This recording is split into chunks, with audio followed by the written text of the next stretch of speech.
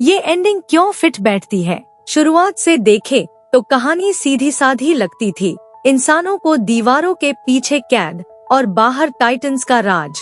एरेन, Mikasa और आमिन की ख्वाहिश थी आजादी की, वो समंदर देखने की जो उन्होंने किताबों में पढ़ा था। लेकिन जब टाइटन्स ने दीवारें तोड़ी, एरेन की दुनिया बिखर गई। उसकी माँ उसकी आंखों के सामने मर गई और उसने खुद को समर्पित कर दिया। मैं हर एक टाइटन को मार डालूंगा। फिर पलटी मारी कहानी ने। पता चला एरेन खुद एक टाइटन है। और सबसे बुरी बात, ये कहानी इंसान वर्सेस राक्षस नहीं, बल्कि इंसान वर्सेस इंसान की है। टाइटन्स बस एक पुरानी जातीय लड़ाई का हथियार। जब एरेन और आमिन आखिरकार समंदर के किनारे पहुँचते हैं, तो सच सामने आता है। उनकी दुनिया तो एक छोटा सा टापू है। समंदर के पार लाखों लोग जिन्हें टाइटन्स के बारे में पता तक नहीं। एरेन को समझ आता है कि उसकी कौम एल्डियंस को दुनिया राक्षस समझती है। सब उनका खात्मा चाहते हैं। कुछ सालों के बाद हम देखते हैं कि एरेन अपने दुश्मनों के बीच रह रहा है, उनकी नफरत को समझ रहा है। उसका रम्बलिंग शुरू करने का फैसला कोई जल्दबाजी नहीं, ये बेप्सी है। वो ट्रॉमाटाइज्ड है, बेबस है और इतिहास के दोहराए जाने से डरा हुआ है। एरेन का ट्रेजिक लॉजिक। एरेन कोई हीरो नहीं, वो एक टूटा हुआ आदमी है जिसने भविष्य देख लिया और समझ गया कि कोई हैप्पी एंडिंग नहीं। वो ज़ेक के प्लान को फॉलो कर सकता था, सभी एल्डियंस को मारकर टाइटन कर्स खत्म कर देता।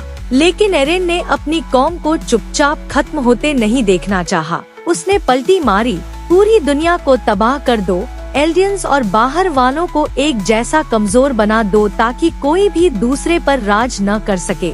उसकी मौत भी एक कैलकुलेटेड मूव थी। वो चाहता था मिकासा उसे मारे ताकि उसके दोस्त हीरो बन जाए। लेकिन मजे की बात ये है, एंड क्रेडिट्स में लड़ाई जारी है। नफरत का चक्र कभी नहीं टूटता। यही तो बात है। एरेन की कुर्बानी ने कुछ नहीं बदला।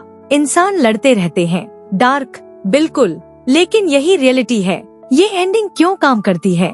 अटैक ऑन टाइटन अच्छे वर्सेस बुरे की कहानी नहीं, ये दिखाती है कि कैसे डर और नफरत इंसानियत को खोखला कर देते हैं। एरेन का सफर रिडेम्पशन नहीं, एक ट्रेजेडी है। वो अपने दोस्तों को बचाने के लिए खलनायक बन जाता है, ये जानते हुए भी कि ये उसे बर्बाद कर देगा। और एंडिंग ये असली लगती है क्योंकि जिंदगी में हर कहानी का हैप्पी एंड नहीं होता। अगर आप इसाइमा के नजरिए से सीरीज को दोबारा देखें तो जीनियस नजर आएगा। हर ट्विस्ट, टाइटन्स की असली उत्पत्ति, मार्ली का अत्याचार, एरेन की चालबाजी, सब उस कड़वे सच की तरफ ले जाते हैं। आजादी एक भ्रम है। आखिरी बात, तो क्या कोई बेहतर एंडिंग हो सकती थी?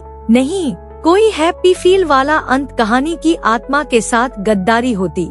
अटैक ऑन टाइटन एक ऐसा मास्टरपीस है जो युद्ध, पहचान और बलिदान जैसे अनकंफर्टेबल सवाल पूछता है।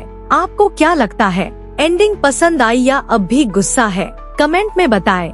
और अगर एनीम के और गहरे विश्लेषण चाहिए तो मेरा जुजुत्सु कैसेन के सुकुना पर वीडियो जरूर देखें। यकीन मानिए मिस नहीं करना चाहेंगे। अगले एपिसोड में मिलते हैं। फिर के लिए खुदा हाफिज।